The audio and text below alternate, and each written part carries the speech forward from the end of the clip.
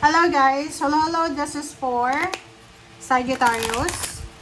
Sagittarius, welcome dito sa aking channel, Kapalaran 888. Welcome. Alamin natin kung anong messages, vibration, kapay energy para sa lahat ng Sagittarius. Okay, first two cards tayo. Si Uther siya. Be open through this transitional time. Oh! So, parang sinasabi ng bara sa'yo, Sagittarius, na may nangyayari sa buhay mo. There's a changes. Transition. May nangyayaring napaka-importante sa buhay mo sa ngayon. May pagbabago, there's an endings. Endings, completion, na nangyayari sa buhay mo sa ngayon. Sinasabi ng bara sa'yo dito na be open sa kung ano man na transitional time ito. So, kung may mga nangyayaring hindi maganda laban. Hindi.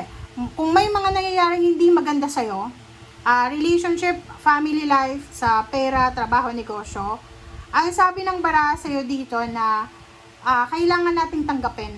Kumbaga, we need to just let go. Let go, let God, let it flow. Okay? And dito sa barang to, sinasabi ng bara sa atin na may kapalit to eh. 'Di ba? May kapalit 'yan. Halimbawa, may mga nangyaring hindi maganda sa iyo. Ang kapalit daw nito is maganda. Okay? Ang sabi ng bara sa iyo dito, kung halimbawa man na nakaranas ka ng emotional or any financial stress or problem, may kapalit daw 'yon. Okay? Gaia's gateway, para siyang magbubukas na pinto, napakalaking pinto ng grasya. So, okay, may nawala, may umalis, may natapos, pwedeng relationship, trabaho, negosyo, or kung ano man yan na natapos, but may magsisimula, may magbubukas, 'di ba? May magbubukas na napakalaking swerte, napakalaking source of income sa buhay mo, na pwedeng magdala sa'yo ng sobra-sobrang blessings. Okay? Ganun naman talaga. Alam nyo, the universe, and especially ang Panginoon natin, nandyan lang, nakatingin sa atin. Hindi tayo pababayaan. Pag gumawa tayo ng masama, syempre darating masama. Pero pag gumawa tayo ng mabuti, mabuti yung darating sa atin. Lalo na kung may mga taong gumawa sa inyo ng masama, ibabalik yun sa kanila. Okay? Yan yung law of karma. Okay? That's the law of karma. Maniwala kayo guys. Walang nakakaligtas sa karma. Wala.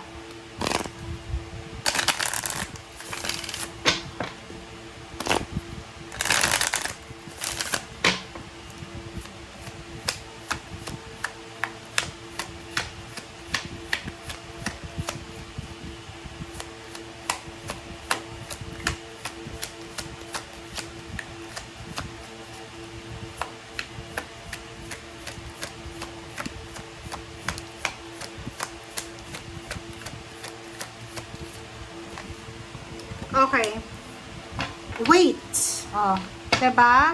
Ang sabi sa iyo dito, Sagittarius, maghintay ka daw. Huwag kang magmamadali, Sagittarius. Ano man ang nangyayari sa iyo sa ngayon, namnamin mo siya. Gusto mong umiyak ka. Gusto mong mag-celebrate ka. And huwag kang gagawa ng desisyon ngayon. Kumbaga, palipasin mo muna.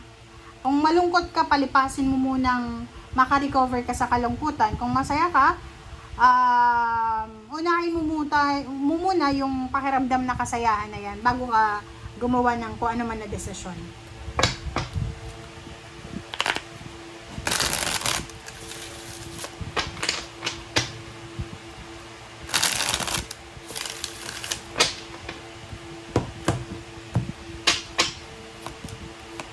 Alright, King of Air and Balance. Wow.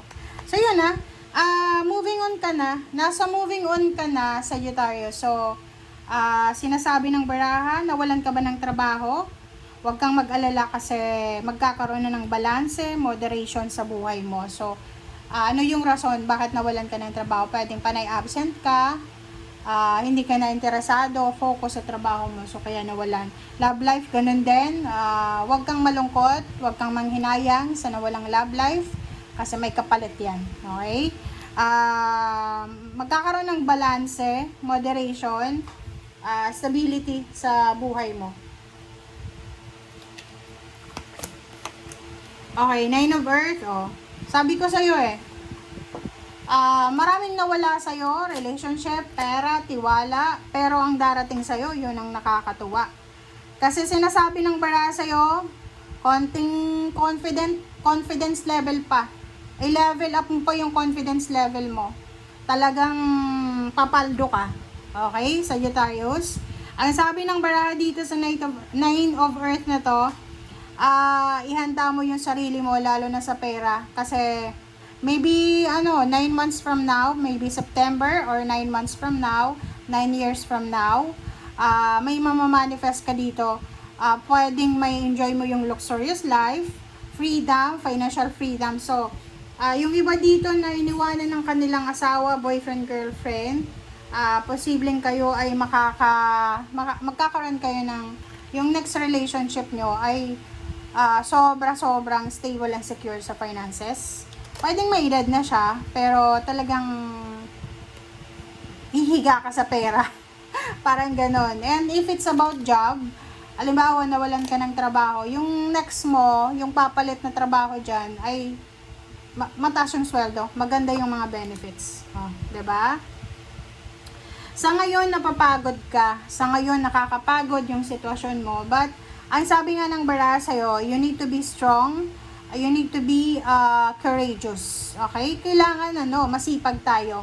Or kung masipag ka na, i-continue mo lang yung ginagawa mong, kung ano man, nakasipagan sa ngayon. Huwag kang mag-alala. You're protected. You're guided ng iyong mga angels and guides. Release. 'Di ba? Sabi ng bara sa'yo dito, kung ano man ito na sitwasyon na nakakapagod na, stress ka na, imbalance na, alisin mo na, okay? Pag feeling mo mabigat na, ibaba mo na. Pag feeling mo tapos na, tapusin mo na, okay? Kasi after nyan, after mong makawala dyan, you will have you will get the freedom talaga na minamanifest mo. 'Di ba? Sabi ng bara sa'yo dito, yung mga stress mo sa buhay, sa ngayon siguro, continuous yung stress mo.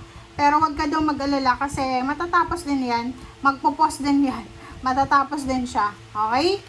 And, sabi ng bara sa'yo dito, lalabas yung katotohanan. So, kung na-trader ka, niloko ka or whatever man, ang sabi ng bara sa'yo dito na huwag kang mag-alala kasi may revelation. May darating na salapi, may darating na success, outcome na posibleng, yung mga nang-iwan sa'yo, posibleng manghihinayang siya ba't nila iniwan ka. Okay? Thank you guys. Bye!